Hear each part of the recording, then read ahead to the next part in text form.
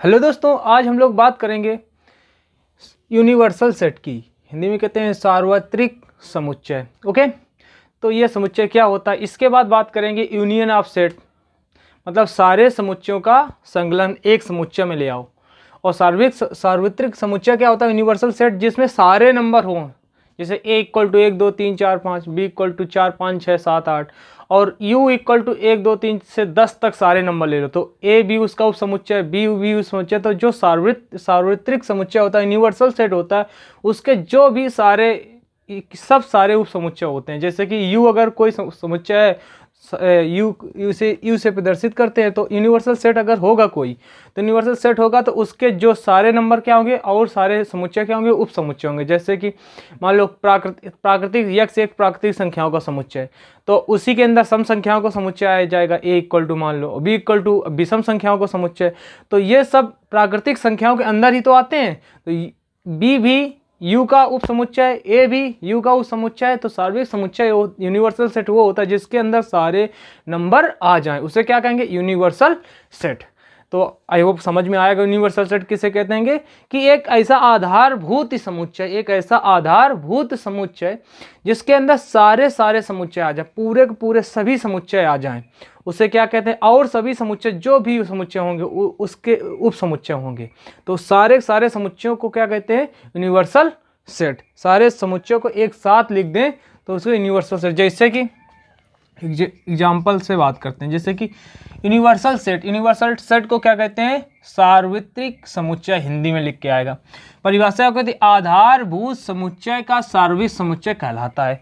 सभी समुच्चय, जैसे A equal to A, B equal to A, C equal to A, जैसे विषम संख्याओं का समुच्चय, A equal to B equal to सम संख्याओं का समुच्चय। प्राकृतिक, तो यूनिवर्सल सेट कैसे लिखें, यू इक्वल टू लिख दो, सभी प्राकृतिक संख्याओं का समुच्चय। तो प्राकृतिक संख्या के अंदर सभी आ गए, ठीक है। और जैसे होल नंबर का समुच्चय, होल नंबर के अंदर आ जाएंगे प्राकृतिक संख्याएं भी आ जाएंगी, होल नंबर में 0 आ जाता है एक्स्ट्रा, तो उसके अंदर प्राकृतिक संख्या भी आ जाएंगी।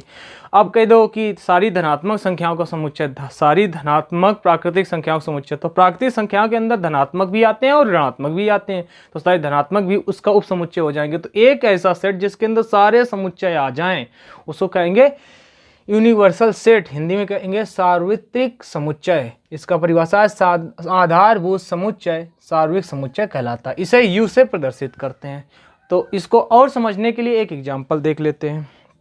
ओके, इसको और समझने के लिए एक एग्जाम्पल देखते हैं कि कैसे करेंगे। जैसे कि समुच्चय ए इक्वल टू मान लो दिया है कोई 1 3 5 क्वेश्चन है। बी इक्वल टू दिया है कोई समुच्चय 2 4 6 2 4 6। इसी तरह सी इक्वल टू एक समुच्चय दिया है, सी इक्वल टू समुच्चय दिया 0 0 2 4 6। ओके, 0 2 4 6 और 8, 4 6 और 8। ओके, सी दिया है। अब इसमें लिखा है, क्या लिखा है, इन तीन समुच्चयों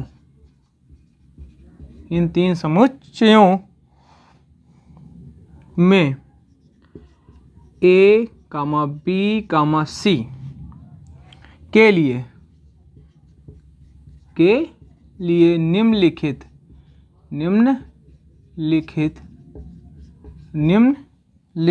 में से कौन सा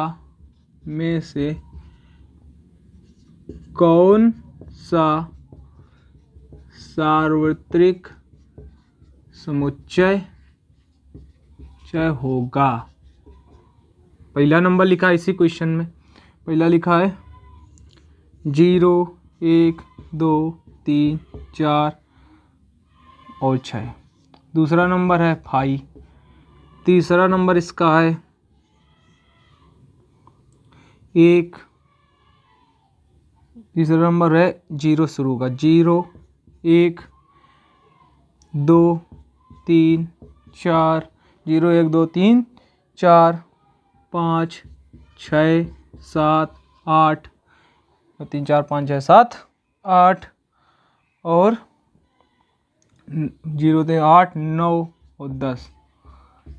ठीक है, 0 1 2 3 4 5 6 7 8 और 9 और 10। और चौथा नंबर है तुम्हारा 1 2 3 4 5, 1 2 3 4 5 7 और 8, ये तरीके के हैं। तो फिर से समझ लो कि आधारभूत समुच्चय सार्वत्रिक समुच्चय वो होता है जिसमें सारे के सारे नंबर आ जाएं, सारे के सारे नंबर क्या हो जाएं, सारे के सारे समुच्चय उसी के उप समुच्चय बन जाएं। एक ऐसा समुच्चय जो इतना बड़ा समुच्चय है जी कि कोई भी समुच्चय उससे उठा के ले लो वो उसका उप समुच्चय होगा। ओके, तो चलो अब a equal to 1 2 3, b equal to 2 4 6, okay 2 4 6, okay आगे बढ़ते हैं। तो b equal to 2 4 6, c equal to 2 3 4 6 7 8, okay. तो ये तीन समुच्चय दिए ए बी से, तो देखो तीनों समुच्चय सार्वत्रिक समुच्चय u से प्रदर्शित करते हैं, तो इक्वल टू क्या हो जाएगा हल। देखो जिस ऐसा समुच्चय जिसमें 1 2 3 4 जीरो से लगा के सारे नंबर होना चाहिए, तो एक ऐसा समुच्चय जिसे 1 0 से लगा के, तो 0 1 2 3 4 5 6 7 8 9 और 10। अब इसमें देखो 1 3 5 1 3 5 है, बी 2 4 6 2 4 6 है, 0 2 4 6 7 0 2 4 6 7 8, सभी तीनों समुच्चय आ रहे हैं और तीनों इसी के उप समुच्चय। अब देखो विकल्प में देख लो, पहले में 4 6 तक आ गए, 8 कहाँ रह गए, 8 रहेगा नहीं होगा, फाई तो उप समुच्चय खुद, तो फाई के अंदर सिर्फ नल समुच्चय आता है और सारे समुच्चय तो आते नहीं। अब इसमें तीसरे नंबर में देखो तो आंसर तीसरा नंबर ही होगा, तो आंसर ये होगा हमारा तीसरा नंबर, क्योंकि इसमें सारे समुच्चय आ गए। अब 9 10 कहीं है नहीं, पर मैंने क्या कहा सार्वत्रिक समुच्चय सब पूरा समुच्चय होता, उसके अंदर सभी समुच्चय समा जाते हैं, आ जाते हैं, उसके अंदर सारे समुच्चय आ जाए, उसे क्या कहेंगे सार्वत्रिक समुच्चय। एक ऐसा समुच्चय जिसके अंदर सारे समुच्चय हों, वो सारे समुच्चय उसके उप समुच्चय हों। मैंने अच्छे समझाया है, तो आपको आई होप समझ में आएगा। और जिसे इसमें जीरो नहीं है, 8 तक तो है हो जाता, पर लेकिन जीरो अगर आ जाता तो हो जाता, तो चौथा नंबर इसलिए नहीं जीरो नहीं है। ओके, आई होप आपको समझ में आया होगा। आगे बढ़ते हैं, तो चलो अब इसको वेन आरेख डायग्राम से समझ लेते हैं। वेन आरेख डायग्राम क्या होता है, वेन आरेख डायग्राम, ठीक है, वेन आरेख, तो वेन आरेख वेन आरेख, Venn diagram, okay, Venn diagram, okay. तो वेन डायग्राम में कैसे समझेंगे, वेन डायग्राम क्या होता है, जिससे कि एक ये हमने कहा का सार्वत्रिक समुच्चय एक यू से प्रदर्शित करते हैं, ठीक है। तो ये क्या हो गया यू, जो डब्बा जैसे बना दिया है ये रेक्टेंगल जैसे, तो ये क्या हो गया यू, ओके। तो ये यू है, यू के अंदर सारे समुच्चय आ जाएं तो क्या होगा, ये यू है तो ये सार्वत्रिक समुच्चय है, सार्वत्रिक समुच्चय के अंदर सारे समुच्चय आ जाते हैं, जिससे ये लिख दिया, ये बना दिया, ओके। अब इसमें इसे 1 3 5 7 8 ऐसे 2 4 6 इस तरह लिख, तो ये समुच्चय है। तो क्या इसको कैसे लिखेंगे वेन आरेख डायग्राम में, कि ए जो समुच्चय है यू का उप समुच्चय है कि नहीं, क्योंकि यू इसके अंदर यू वेन सार्वत्रिक समुच्चय यूनिवर्सल सेट, ये क्या है यूनिवर्सल सेट, ये यूनिवर्सल सेट के अंदर ही ए पूरा समा गया 2 4 6 उसके अंदर ही आ रहा है, तो ए क्या हो जाएगा यूनिवर्सल सेट का उप समुच्चय हो जाएगा। अगर मान लो इसके अंदर एक और गोला हम बना दें, ऐसे कर दें, तो अब देखो इसको नाम दे दे बी, ठीक है।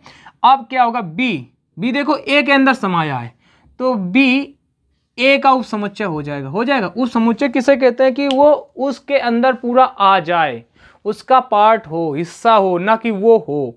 तो बी पूरा पार्ट है ए का, और बी किसका उप समुच्चय है, यू का भी होगा, क्योंकि बी यू के अंदर भी है और ए के अंदर भी है।